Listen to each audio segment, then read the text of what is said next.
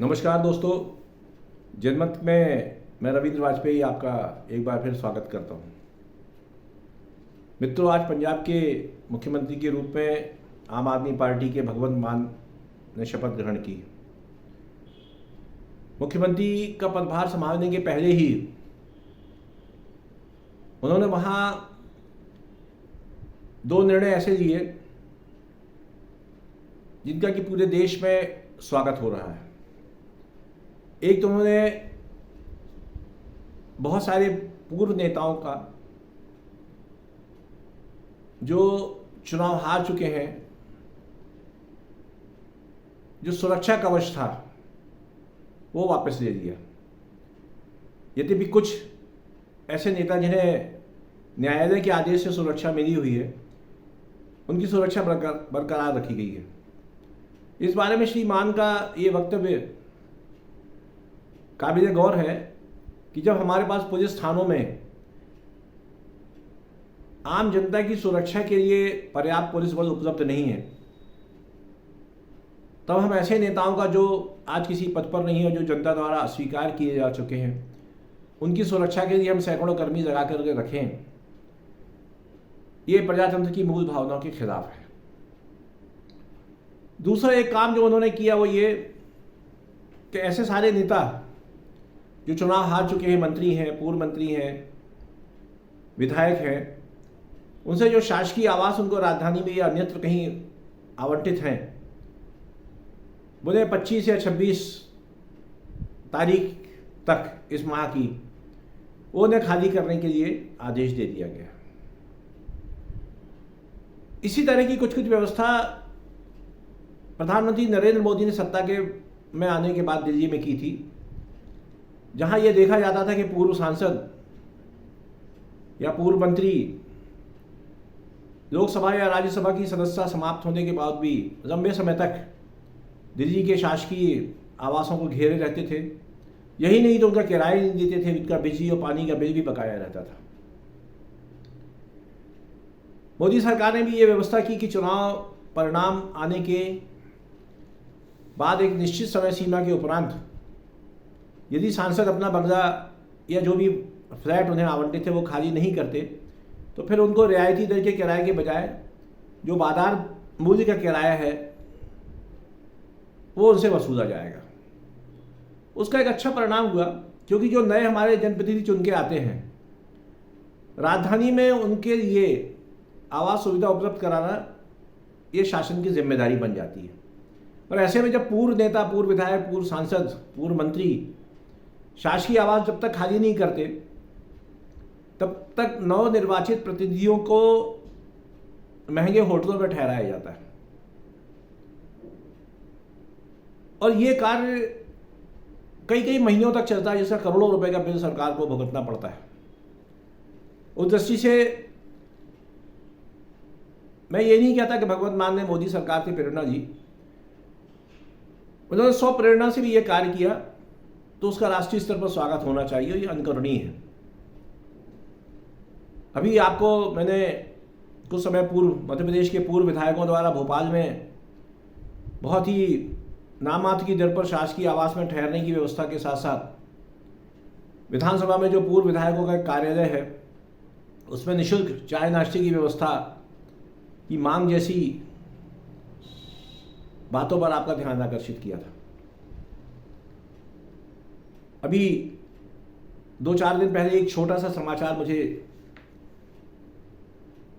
देखने मिला कि जनता दल यूनाइटेड के पूर्व राष्ट्रीय अध्यक्ष, पूर्व केंद्रीय मंत्री शरद यादव बतौर राज्यसभा सदस्य जिस शासकीय आवास में रहते थे, उसको लेकर के वो हाई कोर्ट से, दिल्ली उच्च न्यायालय से मुकदमा हार गए। कुछ समय पूर्व उनकी राज्यसभा सदस्यता समाप्त कर दी गई थी, किंतु वे उस सदस्यता की समाप्ति के बावजूद न्यायालय से सांसद को मिलने वाले आवास में रहने की अनुमति ले आए थे, क्योंकि उनका मामला विचाराधीन था। इस बीच में एक और वीडियो बहुत तेज़ी से प्रसारित हुआ, जिसमें श्री यादव एक चैनल से बात करते हुए बड़े ही कातर भाव से इस बात को व्यक्त कर रहे थे कि उनके पास दिल्ली में रहने की कोई जगह नहीं है, लिहाजा उन्हें एक सरकारी मकान दिया जाए। न केवल दिल्ली अपितु देश के अनेक स्थानों पर, प्रदेश की राजधानियों में भी हम देखेंगे कि हमारे देश में जो जनप्रतिनिधि रहे हैं वो चुनाव हार जाने के बाद भी या मंत्री पद से हट जाने के बाद भी उन्हीं शासकीय आवासों का उपयोग करते रहते हैं जो उन्हें पूर्व में आवंटित थे। नैतिकता तो यही कहती है कि जिस क्षण वो चुनाव हार जाते हैं या मंत्री पद से हटा दिए जाते हैं, उसके कुछ समय बाद उन्हें उन आवासों में चले जाना चाहिए जिसके लिए वो पात्र हैं, और यदि पात्रता वो गंवा चुके हैं तो फिर उन्हें शासकीय मकान खाली कर देना चाहिए। यही बात सुरक्षा को लेकर के होती है। हमारे देश में बहुत सारे नेता जो किसी भी जिम्मेदार पद पर नहीं है, किंतु शासन में अपने संपर्कों का लाभ लेकर के या राजनीतिक कारणों से वो अपने लिए सुरक्षा चक्र जो है वो हासिल कर लेते हैं। इसकी उन्हें कितनी ज़रूरत है, ये विश्लेषण का विषय है। संवेदनशील मुद्दा है सुरक्षा का किसी का भी, उस पर सीधे सीधे कोई आलोचनात्मक टिप्पणी करना मैं उचित नहीं समझता, किंतु ये बात भी किसी से छिपी नहीं है कि सरकारी सुरक्षा और विशेष रूप से यदि जेट सिक्योरिटी मिल जाए, कमांडो मिल जाए, तो ये किसी नेता के लिए स्टेटस सिंबल, प्रतिष्ठा का सूचक हो गया है। जिस तरह से लाल बत्ती का उपयोग, सायरन बजाती हुई गाड़ियां, वाहनों का लंबा काफिला, ये सब किसी नेता की राजनीतिक संपदा को उजागर करता है। आम आदमी पार्टी ने पंजाब में जो शुरुआत की है वो उसकी कार्य संस्कृति का हिस्सा है, किंतु इस बारे में एक बात उसे ध्यान रखना होगी। दिल्ली में जब आम आदमी पार्टी सत्ता में आई थी तो शुरू में अरविंद केजरीवाल ने भी इसी तरह सादगी की बातें की थी। वो छोटी सी एक वैगन आर में चलते थे, किंतु धीरे धीरे बहुत सारी बातों में आम आदमी पार्टी की दिल्ली सरकार भी आम ढर्रे के साथ साथ चलने लगी। जिस तरह वहाँ विधायकों के वेतन बढ़ाए केजरीवाल सरकार ने, उसे लेकर भी उंगलियां उठी। पंजाब एक पूर्ण राज्य है और दिल्ली की तुलना में तो काफ़ी बड़ा है। देखिए, पंजाब की जो आर्थिक स्थिति बताई जा रही है उस लिहाज से भगवंत मान के पास शासन चलाने में जो परेशानियां आने वाली हैं उनसे वो कैसे निपटते हैं, इस पर न केवल उनकी अपितु आम आदमी पार्टी की छवि और सफलता भी निर्भर करेगी। मुझे लगता है कि ये छोटी छोटी बातें यदि हमारे देश में राजनीतिक व्यवहार का स्थायी हिस्सा बन जाए और हमारी शासन प्रशासन संस्कृति इसको बिना दिखावे के अपना ले, तो राजनीति और राजनेताओं के प्रति जो एक वितृष्णा समाज में बढ़ती जा रही है,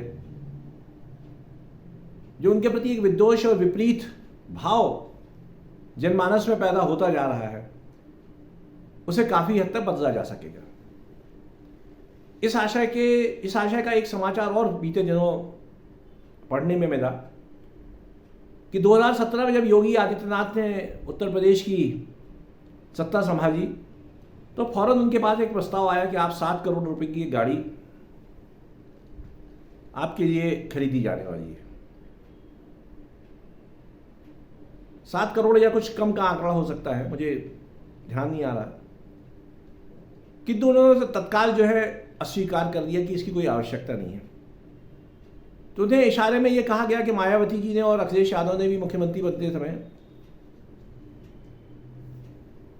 संभवतः 70 लाख का आंकड़ा था, वो गाड़ी खरीदी तो आप भी खरीदिए, किंतु उन्होंने विनम्रता से उसको मना कर दिया। कई राज्य सरकारें पुराने विमान बेच करके करोड़ों रुपए के नए विमान खरीदती हैं। मध्य प्रदेश सरकार ने अभी अपनी सब पुराने वाहन बेच करके 150-200 करोड़ के नए वाहन खरीदने का प्रस्ताव स्वीकृत किया है। आज हमारे देश में करोड़ों लोग 2 वक्त की रोटी के मोहताज हैं। करोड़ों लोग बेघर बार कहे जाते हैं। सरकार उनके लिए आवास योजना चला रही है, उनको मुफ्त में अन्न दिया जा रहा है। ऐसे में यदि हम चाहते हैं कि हमारे प्रजातंत्र को उसके सही रूप में हम लागू करें, तो इस तरह की जो राष्ट्रीय सुविधाएं हैं, इन पर कहीं ना कहीं एक नियंत्रण तो होना चाहिए। और ये इसलिए होना चाहिए क्योंकि राजनीति आने के लिए जो भौतिक आकर्षण पैदा कर दिए गए हैं, उनके कारण बहुत सारे ऐसे लोग इसकी ओर आकर्षित हो रहे हैं।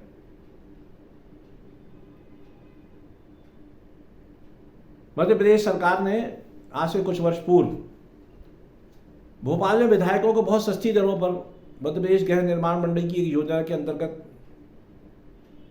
घर बनाने के लिए लोन दिए और सारे जनप्रतिनिधियों ने उस योजना का लाभ उठाया। आज जो चुनाव दोबारा जीत गए या हार गए, उन सब के बाद वो भोपाल में करोड़ों रुपए की जमीन, करोड़ों रुपए की संपत्ति बन गई।